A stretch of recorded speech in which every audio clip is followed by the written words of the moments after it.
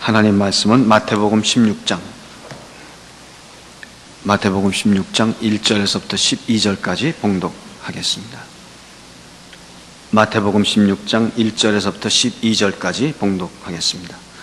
바리새인과 사두개인들이 와서 예수를 시험하여 하늘로서 오는 표적 보이기를 청하니 예수께서 대답하여 가라사대 너희가 저녁에 하늘이 붉으면 날이 좋겠다 하고 아침에 하늘이 붉고 흐리면 오늘은 날이 굳겠다 하나니 너희가 천기는 분별할 줄 알면서 시대의 표적은 분별할 수 없느냐.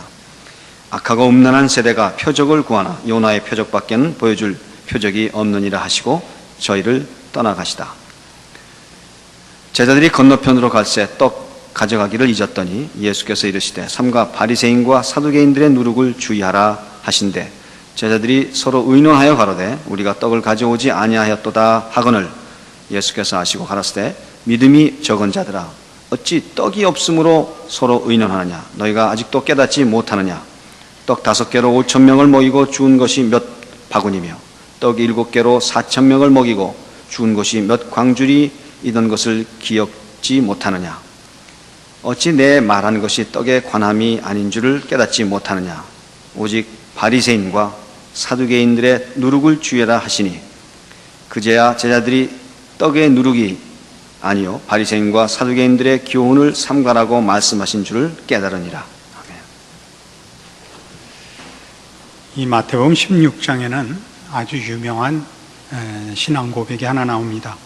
16절에 있는 베드로의 고백이 그것입니다. 주는 그리스도시요 살아계신 하나님의 아들이십니다 하는 고백입니다. 어떤 의미에서 이 고백은 마태복음에서 가장 중요하고 또 마태가 가장 중요시해서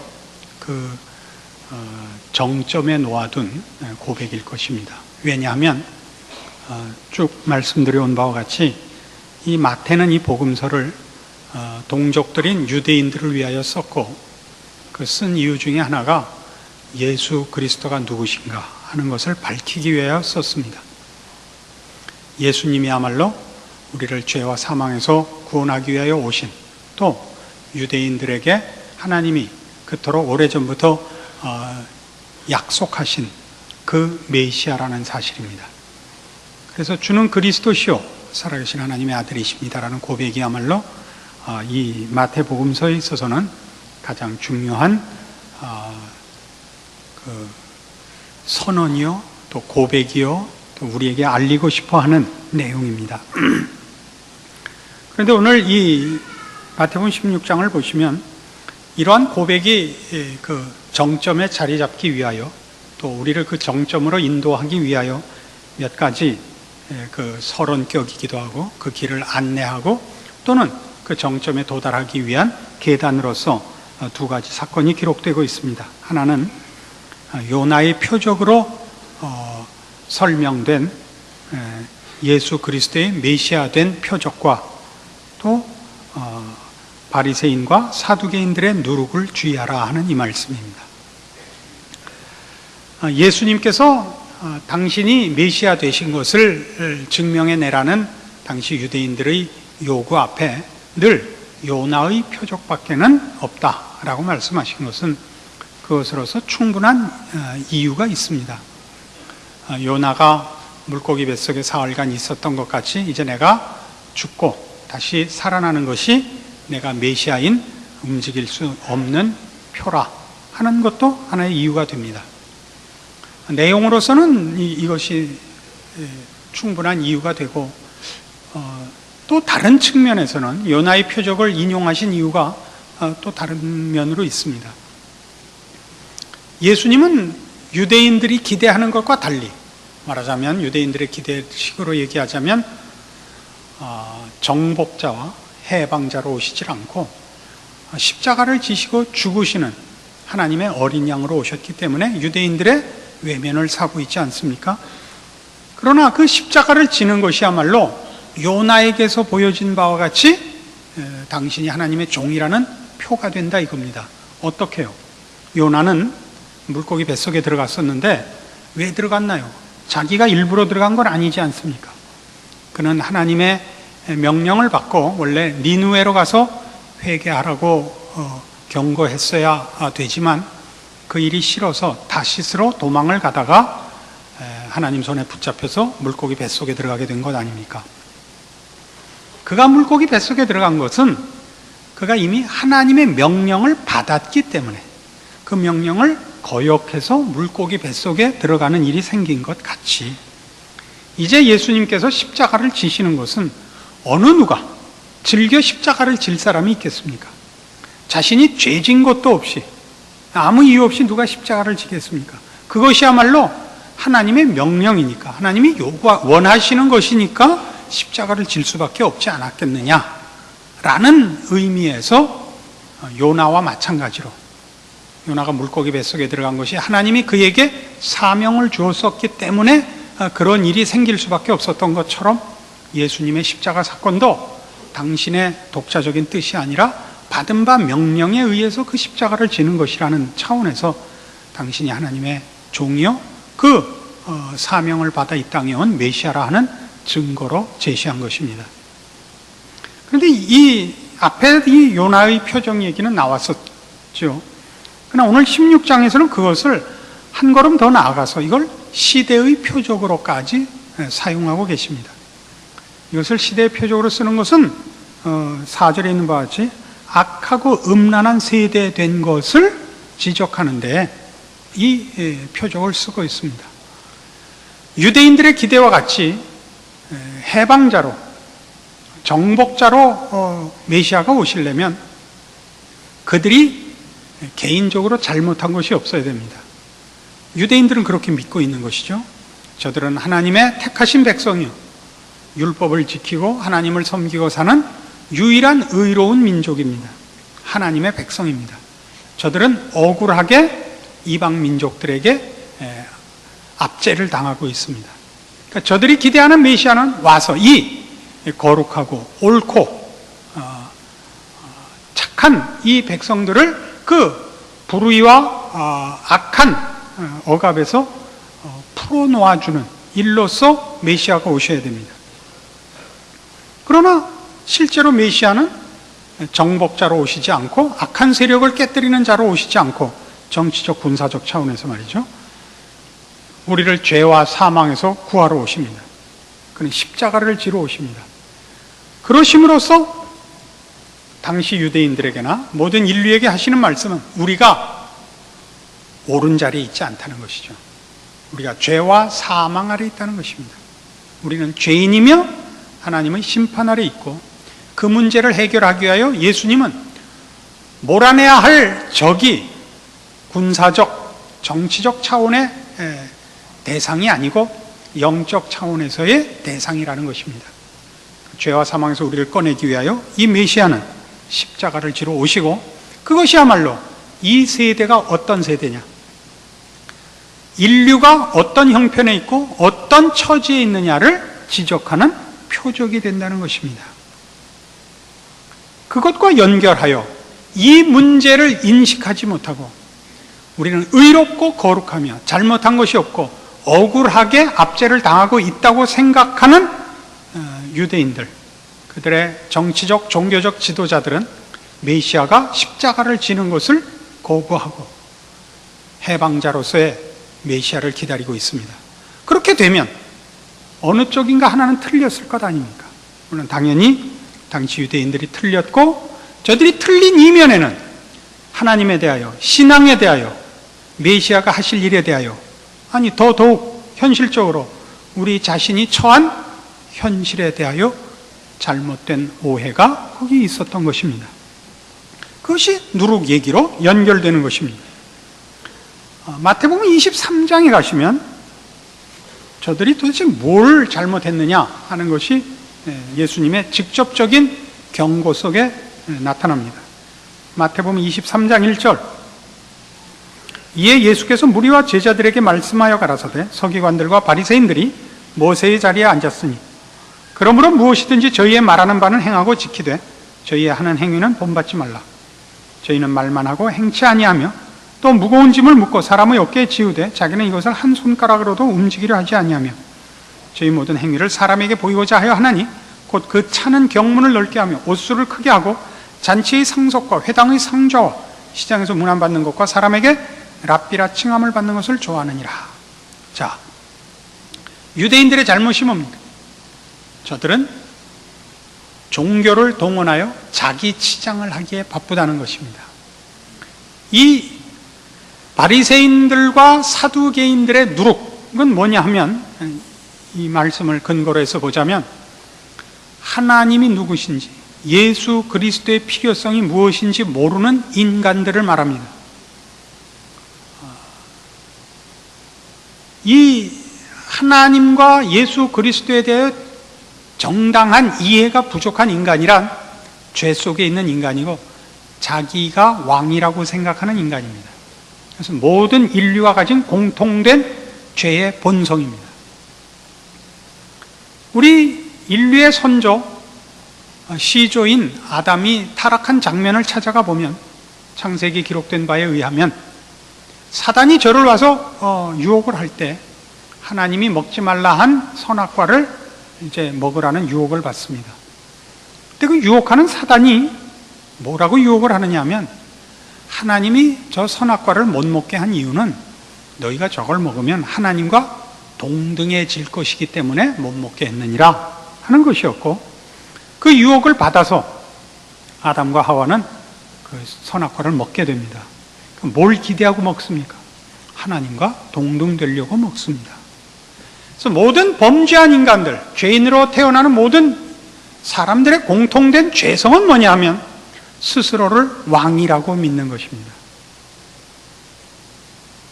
사람들 사이의 모든 싸움은 이겁니다. 내가 왕해야 되니까 너는 종해라 하는 것입니다. 그건 뭐 정치에서든 뭐 사회 전반의 어떤 문제든 뭐 부부 관계에서든 뭐 모든 관계에서 그렇습니다. 일전에 TV 프로에 각급 학교 공부 못하는 꼴찌들을 모아서 무슨 질문하고 답하는 프로를 하나 하는 걸 잠깐 봤는데요. 기상천외한 꼴을 봤습니다. 워낙 공부들을 안 하는 막무가내들이라서 문제도 쉬운 걸 냈어요. 아버지의 형님의 아들은 나와 무슨 관계냐? 뭐 서슴없이 답이 나왔습니다. 대인관계.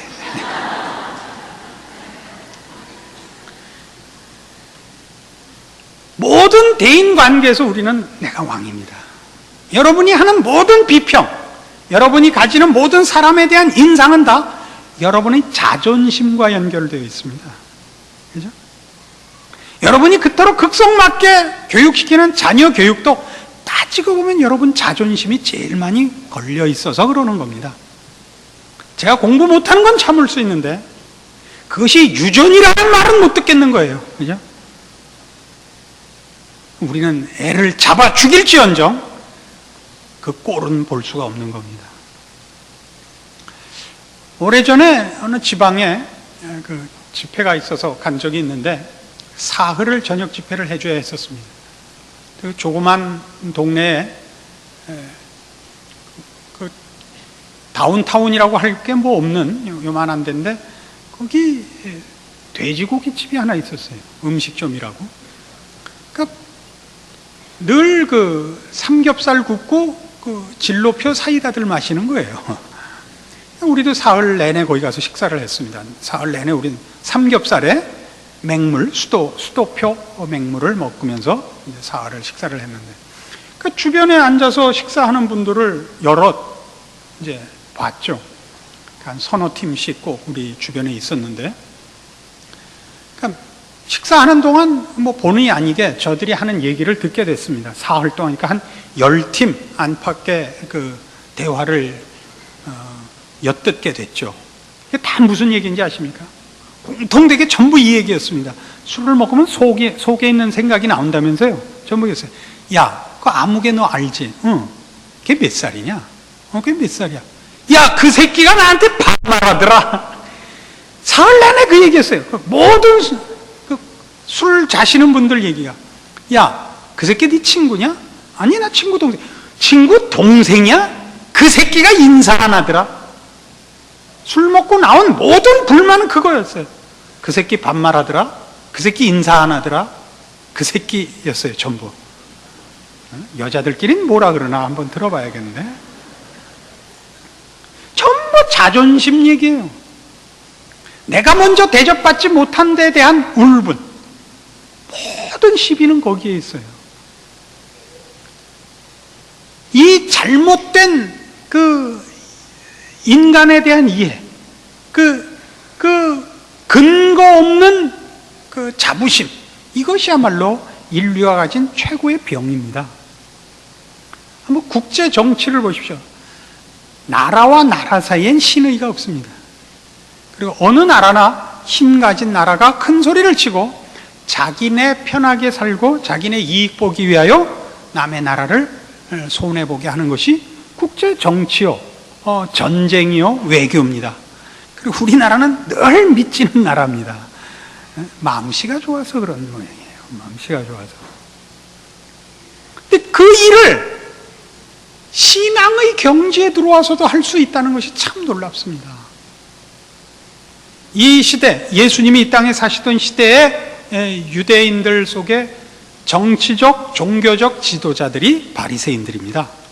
그러나 저들은 하나님에 대해서나 예수 그리스도에 대해서 관심이 없습니다. 자기들의 자랑에 대해서밖에 관심이 없습니다.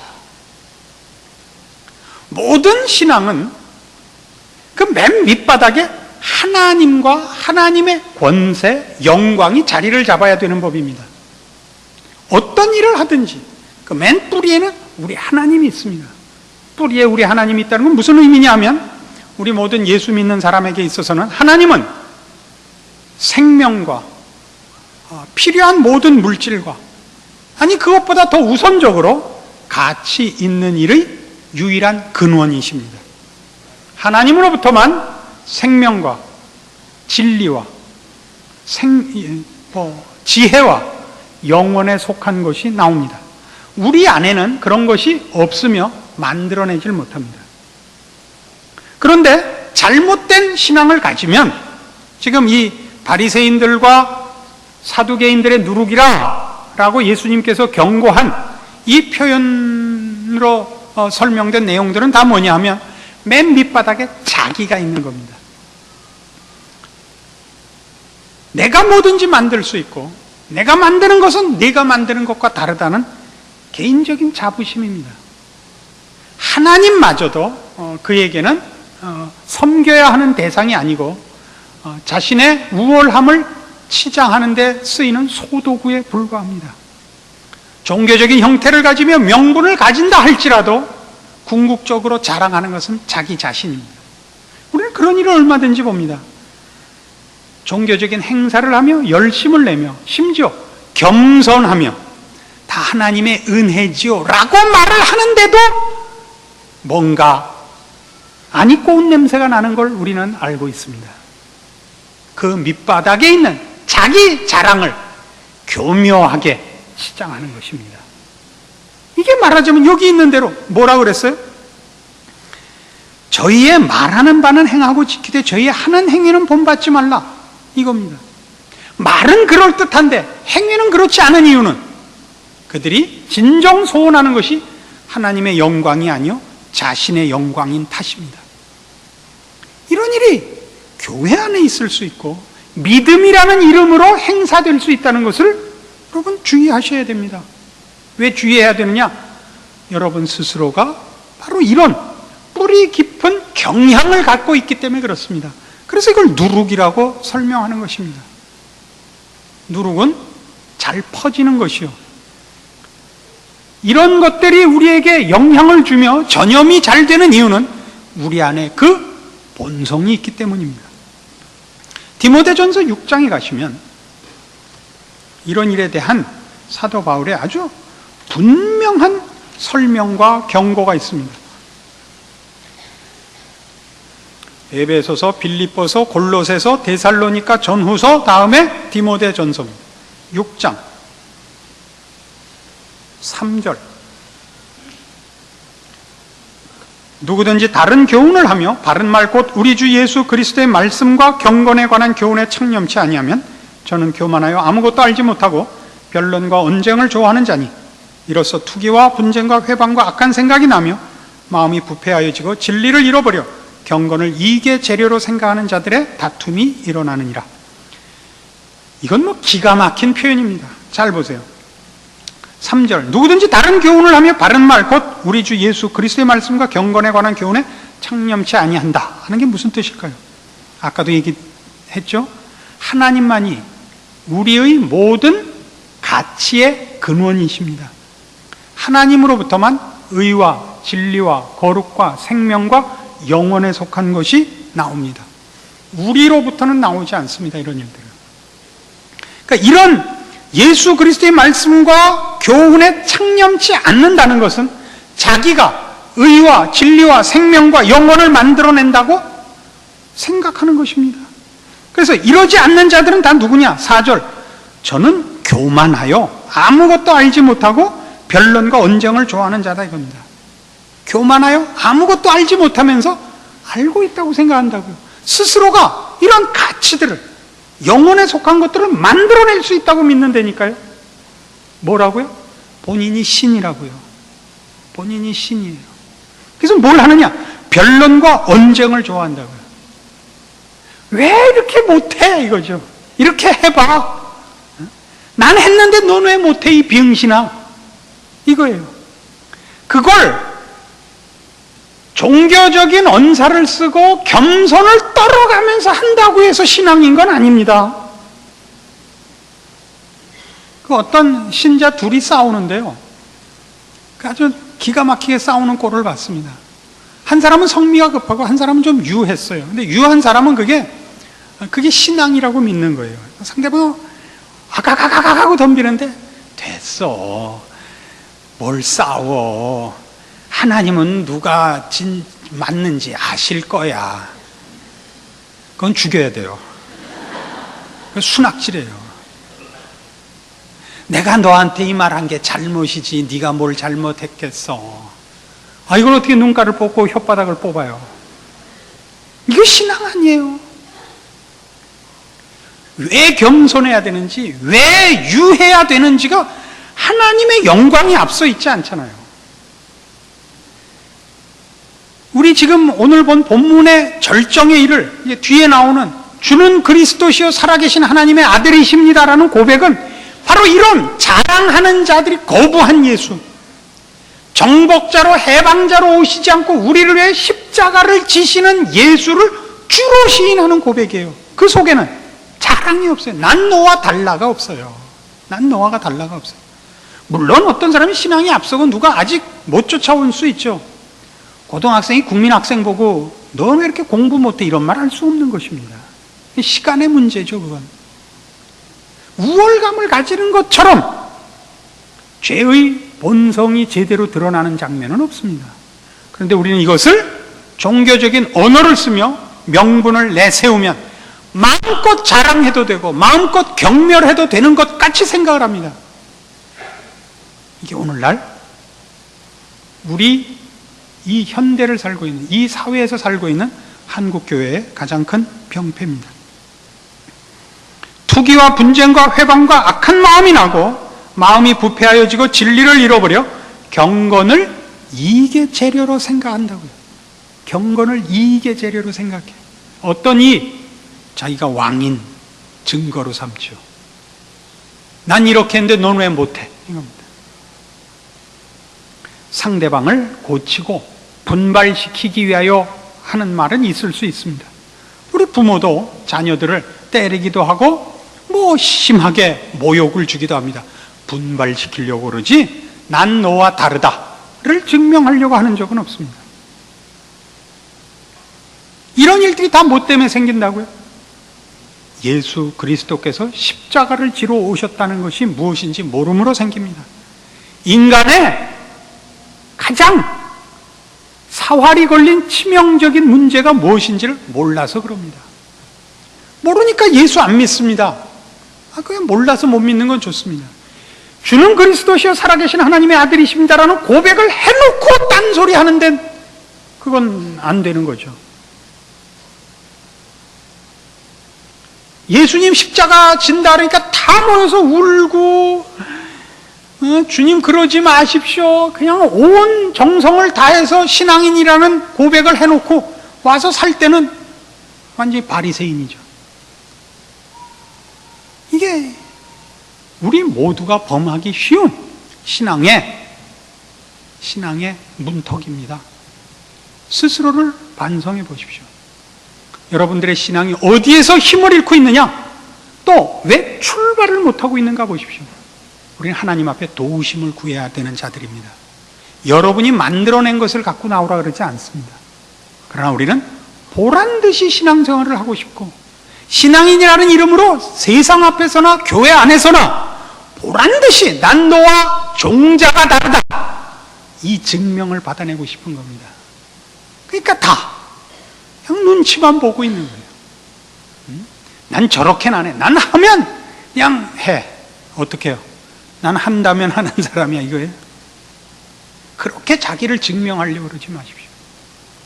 예수 그리스도께서 여러분을 위해 찾아오신 사랑과 여러분에게 행한 일이 무엇인가를 확인하십시오.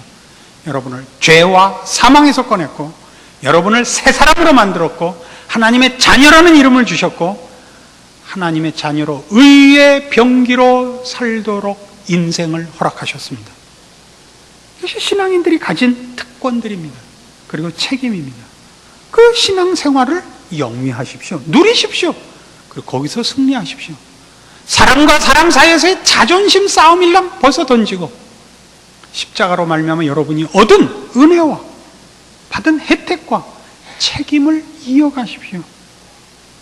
그것이 오늘 성경 말씀이 우리에게 주는 교훈이요, 촉구하는 명령입니다. 기도하십시다. 하나님 아버지, 은혜를 감사합니다. 우리를 죄와 사망에서 꺼내시며 하나님의 자녀라 귀한 신분 허락하셨습니다. 우리의 인생은 마땅히 하나님의 사람으로 살 것이요, 죄와 사망을 이기고 의의 병기로 살아야 할 것입니다. 이 싸움을 왜 못 싸우고 있는지 오늘 주신 말씀을 근거로 하여 곰곰이 자신을 점검해보고, 이제 주의 십자가의 은혜가 헛되지 않은 마땅한 신자의 삶을 책임 있게 영위하여 하나님의 사람으로 승리하는 우리의 남은 신앙인의 여생이 되게 하시옵소서. 예수님 이름으로 기도합니다. 아멘.